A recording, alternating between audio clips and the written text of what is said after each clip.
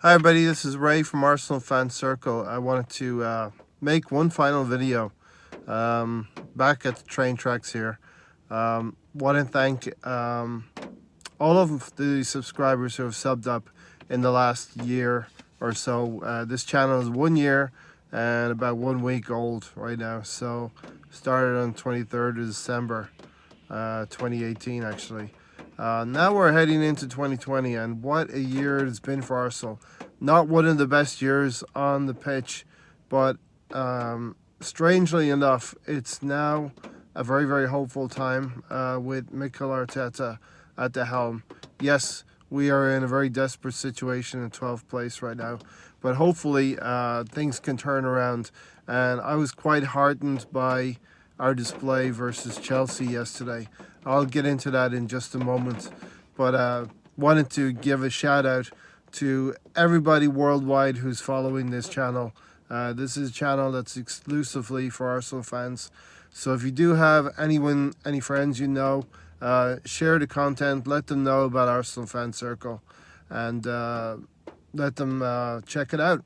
And if they want to subscribe at that point, well and good. Thank you. Would really, really appreciate it. But we are just fans ourselves. So when we started this channel, myself and my here, we had our own views. We have no agendas, and we do try to spread positivity. We do try to be objective in the way that we analyze games.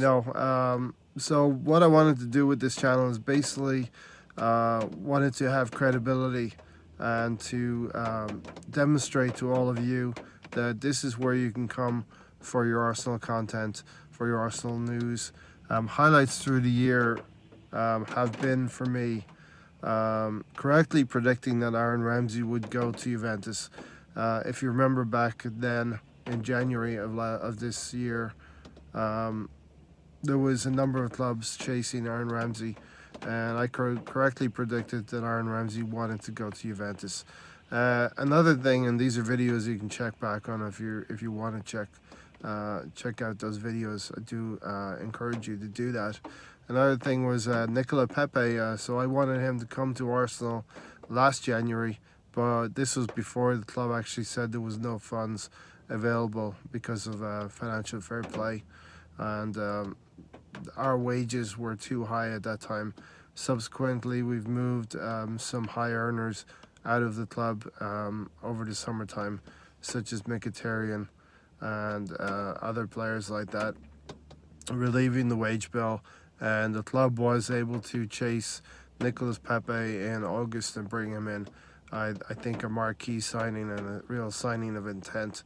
Now, Mikel Arteta, I have full confidence and believe in him that he will be able to turn Pepe into a very, very decent player. It's up to Pepe though. The signs are Pepe really, really needs to come out and work hard in training. Other things, the Tierney deal. So I believe it was Mobe Gooner who was the first one, and shout out to Mobe Gooner.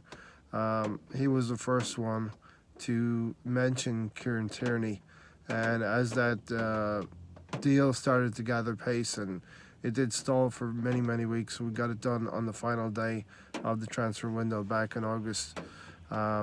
We at Arsenal Fan Circle were able to tip up Kieran Tierney as one of the players who probably will come in, and I was telling people not to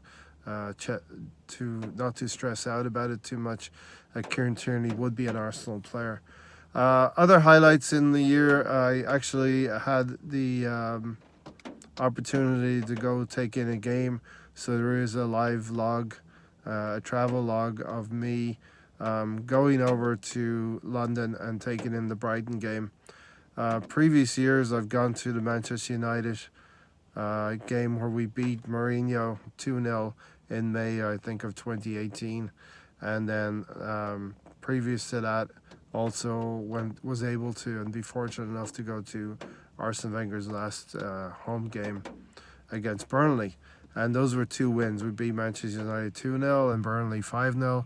Unfortunately, the Brighton result was probably the result that precluded us from going into the Champions League, a 1-1 draw at that time back in May. But I can say I'm unbeaten whilst viewing Arsenal live. But I wanted to give a shout out to all the guests also who have actually appeared on the channel and give them props. So, starting obviously with my co host, Mahir Abrams from South Africa.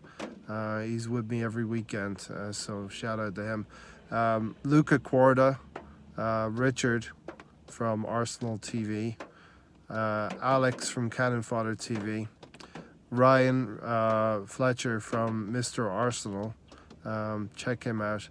James Rowe, who is a very esteemed football writer from the Netherlands, originally from the UK, and has relocated to the Netherlands. He does amazing interviews with coaches, managers, and players. Glenn, a lot of people will know Glenn. Andrew from Dial Square. Arsenal's Realist has been on the channel as well. And also Sonny from Sonny Unfiltered TV. Want to give a shout out to Usman, who's been on the channel as well. The Bearded Gooner, who has a YouTube channel as well. Hopes, Stan the Man, and the African Gooner, along with the Indian Gooner. So a shout out to all of those people who have been on the channel, have been guests over the last year. Really, really do appreciate all of the time that people set aside to be a guest on the show. And do know, if you're watching us on playback or reviewing this at any point in time, just DM me on Twitter at Arsenal Circle, or send a message to Mahir on Facebook to Gundit News. Let them know you want to be on a podcast with us, and we will definitely arrange that. The channel is an Arsenal channel exclusively, and it is for Arsenal fans also. Now on to a quick preview of the Chelsea game yesterday. I thought our Mikel Arteta put a team out that he's been trying to drill in training in terms of passing the ball in triangles, quick push passing in triangles, and it was working very, very effectively throughout the first 30 minutes, let's say, of the game. Especially Nelson and Ozil and Ainsley Maitland-Niles. They were combining really, really well down the right-hand side. I thought Nelson had a very, very good game. I thought Ozil had a very good game as well. Unfortunately, we are not streetwise enough. We don't have the nous or the experience of an old, wily veteran to be able to slow the game down, to be able to play the game the way it's needed to be played in the modern game. And Chelsea slowly got on top with veterans such as Azpilicueta and Willian, who had a difficult game himself. They started to get on top of us in terms of fouling, breaking up our patterns of play, and we kind of fizzled out toward the end of the first half. Into the second half, we were, I think, traumatized because we have been losing games. We haven't been scoring enough. We've been conceding goals. And to hold a clean sheet, I think, makes the whole team nervous at this point. We haven't learned or experienced how to be able to close out games when you're winning 1-0. And we were definitely guilty of that. Chelsea took control, took possession of the game, and we were playing a little bit on the counter-attack, couldn't get out of our own half. And when we did have opportunities to seal the game late on, such as Joe Willock, who had a wonderful shot on the turn, he just didn't have, we don't have that killer instinct right now. And hopefully that's something that we can learn in the next few weeks under Mikel Arteta. I think he's brought a pattern of play, a way of making the game simple. Like I said in the podcast yesterday, the game is simple in theory. You keep the ball, you pass the ball. You keep the ball, you pass the ball, you get the ball back. And that's probably oversimplifying it a little bit. But the other thing we need to do is to be tough in those situations when you don't have the ball. Hunt the ball back. Be clever in the way that you're going to foul the players. Chelsea did it to us yesterday. They broke up our momentum and started to get on top themselves. And the referee was not strong enough, in my opinion, to hand out yellow cards because I feel like the referee was trying to manage the game too much. Yes, I believe Guendouzi should have been sent off in the first half, but definitely Jorginho should have been sent off as well in the second half. If Jorginho is sent off, he's not able to jostle with Torreira in the second half in the 83rd minute. Jostling for position with Torreira. Torreira loses position or is kind of leaned on by Jorginho. Make of that what you will. But when the ball flies past Bernd Leno, who I want to say has been one of our better players this season, and comes to Jorginho at the back post, it's a very, very unfortunate goal. And I really thought VAR was going to look into that and chalk that goal off. So 1-1 going into the dying embers of the game.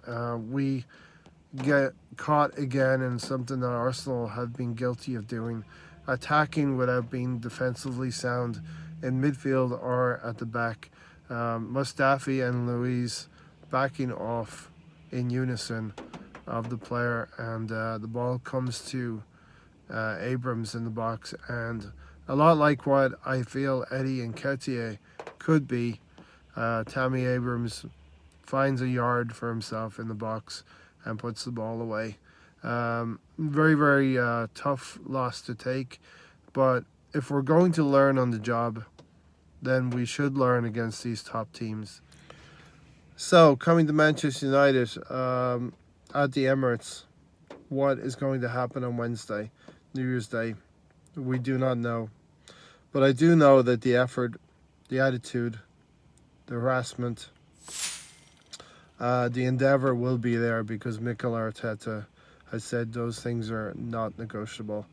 And we have seen from the players now in 2 games the application, the drive, the will to win is there. We just need to get a little bit better at it.